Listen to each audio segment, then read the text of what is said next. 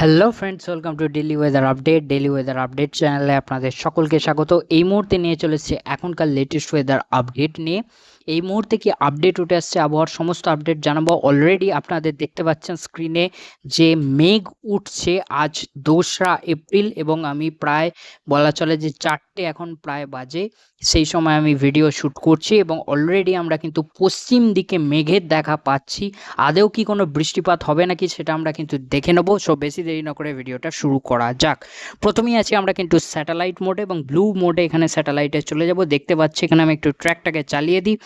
So দেখতে পাচ্ছেন already এই দিকে যে উড়িষ্যার কাছাকাছি এখানে এবং এখানে এইদিকে দেখি যদি জামশেদপুরের কাছাকাছি এখানে কিন্তু মেঘ উঠেছে ভালো রকম, এবং এই মেঘটা যে এই দিক বরাবরই যাবে, এই বরাবর যাবে, সেক্ষেত্রে একটা পশ্চিমের দিকের জেলায়, মূলত পূর্ব পশ্চিম মেদিনীপুর, এবং যে কিছুটা পূর্ব মেদিনীপুরে অতটাও হয়তো প্রভাব পড়বে না, কিছুটা পড়তেও পারে, তবে পশ্চিম মেদিনীপুর এবং এদিকে ঝাড়গ্রামে এবং পুরুলিয়া, বাঁকুড়া এই সব জায়গায় প্রভাব পড়তে পারে। এবং পরবর্তীতে যদি এই মেঘটা ক্ষমতা বাড়ায় এবং আরও শক্তি বাড়ে বা আরও বিস্তার লাভ করে, সেক্ষেত্রে পূর্ব মেদিনীপুর সহ এদিকে যদি বিস্তার, এখন পুরোটাই নির্ভর হবে এই মেঘটা কেমন কি বিস্তার বাড়াচ্ছে, সেক্ষেত্রে হাওড়া হুগলির দিকেও কিন্তু ঝড় বৃষ্টিপাত হতে পারে।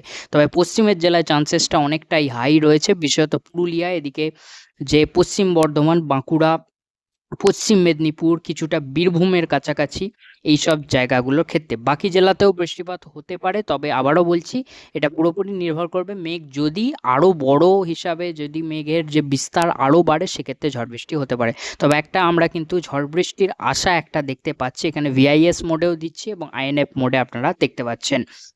সো এই জায়গাটা আপনাদের কিন্তু দেখিয়ে দিলাম যে একটা ঝড় বৃষ্টির পরিস্থিতি আজকেই যে একটা তৈরি হচ্ছে এখানে, এবং আগামী কয়েকদিন কেমন কি ঝড় বৃষ্টির পরিস্থিতি কেমন কি থাকবে সেটা দেখিয়ে দিই। সো চলে যাব একেবারে রেন থান্ডার মোডে, এবং দেখতে পাচ্ছেন এখানে ঝড় বৃষ্টির পরিস্থিতি দেখাচ্ছে। এবং এখানে আমি যদি একটু এখানে ট্র্যাকটাকে এগোই, সো দেখতে পাচ্ছেন আজকে একটু ঝড় বৃষ্টির পরিস্থিতি 2রা এপ্রিল, 7ই এপ্রিল অবধি আমাদের কাছে কিন্তু আপডেট আসে।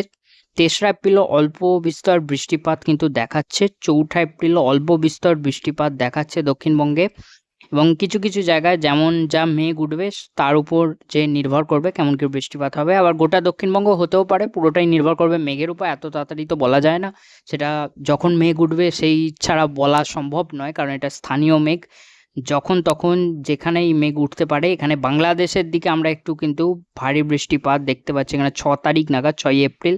সো দেখতে পাচ্ছেন বাংলাদেশের দিকে একটা কিন্তু ভারী বৃষ্টি একটু দেখা যাচ্ছে। এখানে 6 তারিখ নাগাদ একটা দেখতে পাচ্ছেন ভালো রকম ভারী বৃষ্টি কিন্তু বাংলাদেশের দিকে দেখাচ্ছে। দক্ষিণবঙ্গে আপাতত 6 তারিখ হ্যাঁ আছে, অল্প বৃষ্টি দেখাচ্ছে কলকাতা আশপাশের দিকে এবং উপকূলের দিকে কিছুটা জায়গা, এবং একটু এইদিকে উড়িষ্যার কাছে আমরা একটা দেখতে পাচ্ছি কিছুটা।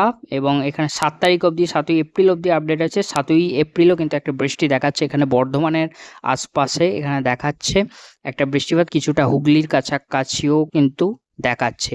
সো ফ্রেন্ডস, বৃষ্টির আপডেটটা এখানে আপনাদের দেখালাম। এবং থান্ডারস্টর্ম মোডে যদি বলি, সো এখানে 7 তারিখ দেখতে পাচ্ছেন, 7ই এপ্রিলের থান্ডারস্টর্ম মোড দেখাচ্ছি। সো 7ই এপ্রিলও কিন্তু ভালো থান্ডারস্টর্ম, অর্থাৎ একটা বৃষ্টির সম্ভাবনা এবার কিন্তু তৈরি হচ্ছে।